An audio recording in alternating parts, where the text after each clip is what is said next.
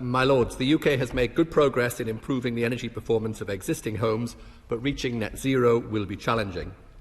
We are responding to this challenge by introducing long-term minimum standards, providing financial support where it is needed most, and getting the market conditions right so people can access tailored advice, green finance and quality supply chain. We will set out further details in our heat and building strategy in due course. Baroness Bennett of Manor Castle. My Lords, I know the Minister won't be able to preempt the budget, but given the abject failure of the Green Homes Grant, can he reassure me that the government is well advanced in plans to bring in a quick, simple and workable scheme to inject government funds, ideally with administration not outsourced to a US multinational, to deliver the £65 billion in investment in the 2020s that he told me in a written answer in November would be needed to be spent on domestic retrofit this decade to meet the net zero 2050 target? The noble lady is correct. Of course, I can't preempt the budget, but I can agree with her there have been significant challenges in getting the Green Homes Grant voucher scheme up and running. We're working closely with the scheme administrator to streamline the voucher issuance and redemption process as a top priority.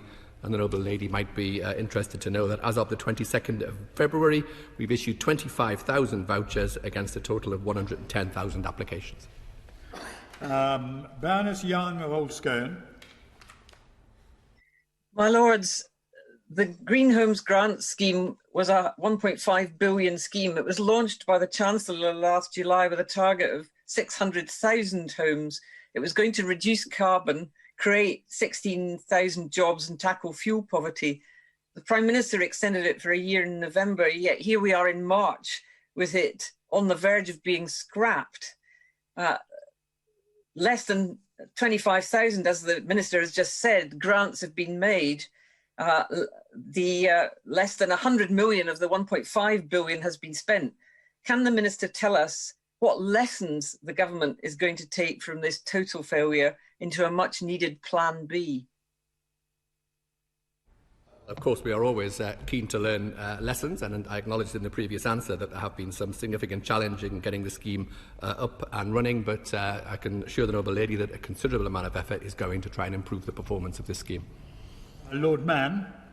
Well, the Minister can't preempt the budget, but somebody's briefing the press that the Green Homes Grant's going to be slashed tomorrow in the on Wednesday in the budget. And our ambassadors are warning that COP26 is in danger because of the perceptions abroad of government action. Doesn't the Minister think that there needs to be a review of where government's going on its green policies very, very quickly?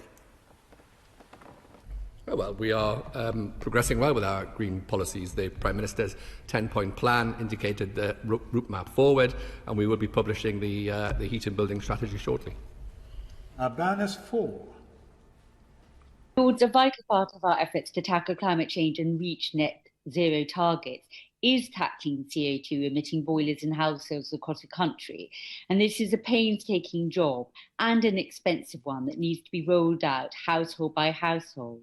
So can I ask the Minister just to confirm the commitment to installing 600,000 heat pumps a year by 2028 still stands? And if so, are the incentive arrangements in place to deliver this adequate? Noble lady is right. It is these targets are a challenge, but yes, I can confirm to her that the target remains the same for heat pump installations, and we'll be setting out further details in the heat and building strategy, and she'll be aware, of course, of the tremendous commitments that we made in the manifesto to spend money in this area. Lord Oates. The Noble Lord, the Minister, recognised that contrary to his earlier assertion that we've made good progress on energy efficiency upgrades, at the rate of progress achieved by the Green Homes Grant Scheme, it would take 480 years to retrofit all the homes in the UK that need it. And does he recognise the huge damage that the stop-start, short-term nature of the scheme has done to industry confidence, which is vital if they are to invest in the skills required to undertake this immense and vital task? Well, of course, it would be best to have long-term guarantees of funding, but we continue to have these discussions internally. But yeah, I agreed in an earlier question that the Green Homes Grant Scheme has been a challenge. We are working hard to try and improve its performance because we need to get it working and up and running to bring about confidence in the supply chain. Lord Lucas. My Lords, does my noble friend recognise that the advent of another huge government subsidy scheme will be widely welcomed by cowboys? And will he assure me that the new scheme will work closely with local authorities to make sure that those who think of having their homes retrofitted are able to find a reputable person to undertake this easily and quickly? Well, the Noble Lord's reference to local authority reminds me that, of course, the other parts of the scheme, which is the local authority delivery scheme, are working extremely well. So we are working closely with a number of local authorities, but he's also right that we need to invest more in training, and we've awarded more than £7.5 million in funding to support the development of new and better retrofit technologies. Lord Best.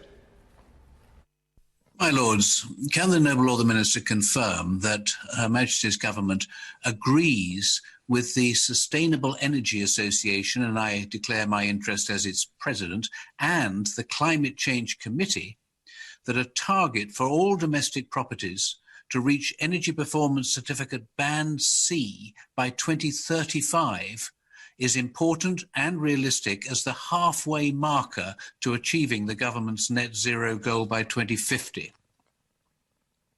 Well, we remain committed to getting as many homes as possible to EPC Band C by 2035, where it's practical, where it's effective and where it's affordable.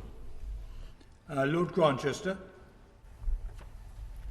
My Lords, the Government heralded the Green Homes Grant Scheme as a key programme for retrofitting and net zero, but the scheme has descended into a fiasco, as we've heard, with small businesses not being paid, cuts to funding for the next year and the slow installation of measures.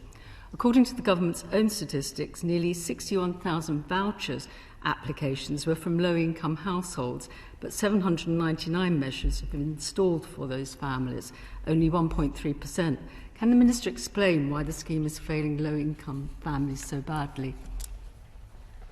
I'm not sure the Noble Lady's figures are correct, but I will write to her with the correct information. But it's not failing low-income families. We have maximum grants of £10,000 available under the grant. Many of those are being taken up by low-income families, and we've issued thousands of vouchers to installers to retrofit works in low-income families' homes.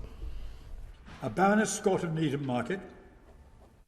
What consideration is government giving to reducing or eliminating VAT on energy efficient products and services as recommended by the Environmental Audit Committee? I was always told that EU membership prevented government from doing that. So what's to stop them now? Well, the Noble Lady is tempting me down the path that Lord Mann went earlier, and to try and predict what the Chancellor might announce in his budget, but the Noble Lady will have to have a little bit of patience. Lord Carrington. My Lords, does the Noble Lord the Minister accept that the proposed energy efficiency rating measurement does not consider vital differences in properties? For instance, rural properties are less likely to be heated by mains gas, and old rural houses with solid walls have a thermal capacity that is not considered. Consequently, it will be disproportionately difficult and expensive for them to be adapted. Will these differing circumstances be recognised? The Noble Lord makes a very good point, and I've received a number of representations from rural landlords and others on these matters. And we do recognise that older rural properties may be more challenging to improve. And that is why we provided an incentive for off-gas homes to be insulated under the current eco system, and we'll focus the future home upgrade grant on poorer performing homes. You will also be aware that we introduced a range of exemptions under our minimum standard regulations for homes that are too expensive or too difficult to improve. Baroness Mackintosh of Pickering. My Lords, may I remind the House of my interest as President of National energy action.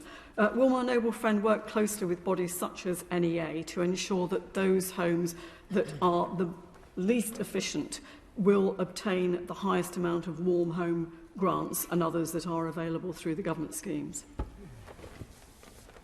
Oh, well, we work with a wide range of organisations, and my noble friend is right to point out that it's important that we target those homes that are the least, the poorest performing at the moment for the first and most urgent action, and we will certainly do that as far as is possible under many of the current schemes.